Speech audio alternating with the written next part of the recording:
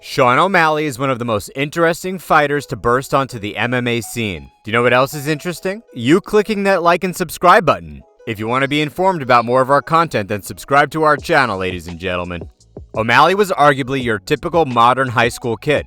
One that smoked weed and got into fights during his time there. The UFC star didn't see a point in school and opted to drop out during his sophomore year. O'Malley would eventually get his GED, though the Montana native already knew what his calling in life was. Growing up, O'Malley was a huge fan of Roy Jones, mainly due to his unpredictability. Being his inspiration, O'Malley knew that he wanted to be a fighter, and Ray Moore, a past Golden Gloves boxer, was open to giving the upstart a chance by training him. Moore created a personal gym in his basement, which was a speed bag, a heavy bag, a treadmill, and a few jump ropes. Skipping ahead to the age of 17, while his classmates were dressing up and getting ready to walk across the stage for graduation, O'Malley was putting in the last bits of training moments before his big first fight in Missoula, Montana. Soon after, O'Malley met a man named Johnny Aho, a coach who knew a thing or two about MMA. The Sugar nickname came from Johnny, who helped train the soon-to-be UFC star. Fast forward to Glendale, Arizona, and an experienced O'Malley furthers his craft in the sport thanks to Tim Welsh.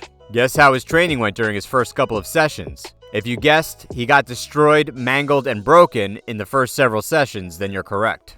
However, O'Malley didn't become a top bantamweight fighter by giving up, as Sugar adapted to his surroundings and slowly became a sensation in the Montana area thanks to intense championship fighting. By the time he got the call for Dana White's Contender Series in 2017, he was 7-0 with only one decision and the rest of his bouts ending in either knockout or submission. O'Malley had a very unique training method that he posts all the time on social media. The bantamweight specialty is kickboxing, so the majority of his regimen is cardio-based movements that focus on striking. Surprising, right?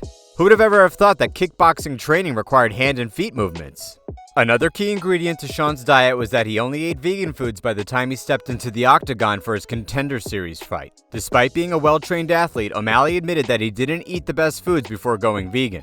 Those junk foods were starting to take a toll on his body altogether. Once O'Malley popped some spinach in his mouth like Popeye, then his overall health got better.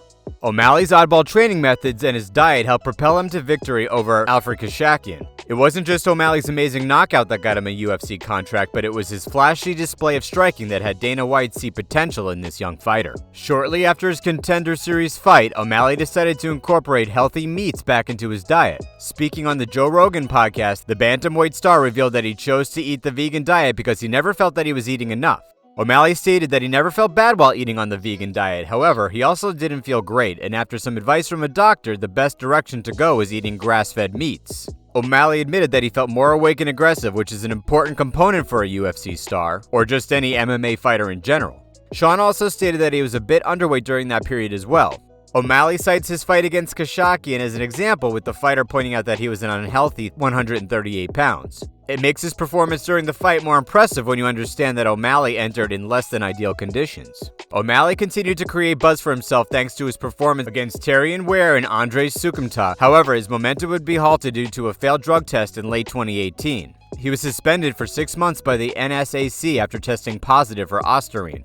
O'Malley was set to make his grand return at UFC 239 against Marlon Vera, but the rising star ended up failing another drug test for Ostarine again. The bantamweight fighter had to sit on the sidelines for another 9 months. According to Daniel Rubenstein, O'Malley's manager, the test results from late 2018 and 2019 showed the same pulsing of long-term metabolites from the other UFC cases like former UFC light heavyweight champion John Jones. Luckily, this didn't seem to be a bad habit of O'Malley, and the NSAC worked with the bantamweight to get down to the underlying issue. O'Malley officially made his return to the octagon at UFC 248. As you can imagine, there were a lot of questions heading into his next fight against Jose Alberto Quinones. Does this kid still have the tools to be a bantamweight champion? Has the time off drastically affected his training regimen? Will Sean O'Malley be Sean O'Malley at UFC 248? Any doubts of O'Malley's skills were quickly silenced once the bantamweight scored a devastating head kick to Quinones at the pay-per-view event. Sugar didn't seem to miss a beat during his fight against the Ultimate Fighter, Latin America contestant.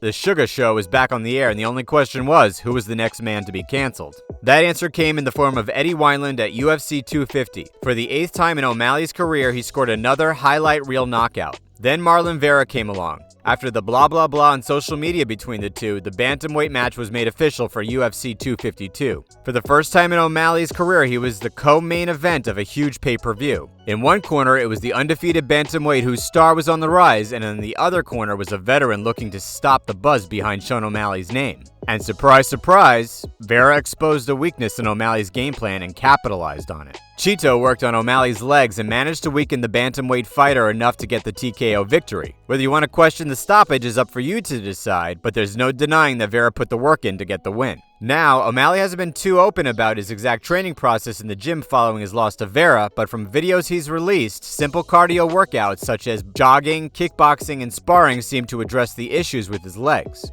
O'Malley isn't like Francis Ngannou or Conor McGregor, so strength training isn't much of a necessity to the bantamweight fighter. Even though O'Malley still views himself as undefeated, going based on his return fight against Thomas Almeida 7 months later, there's no denying that he's made sure his legs weren't the weak spot for him once again. O'Malley returned to form with the speed and dangerous strikes and managed to withstand the crushing kicks that Almeida did connect with.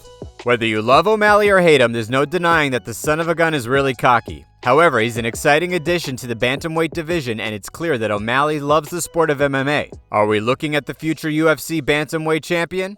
We'll surely find out someday.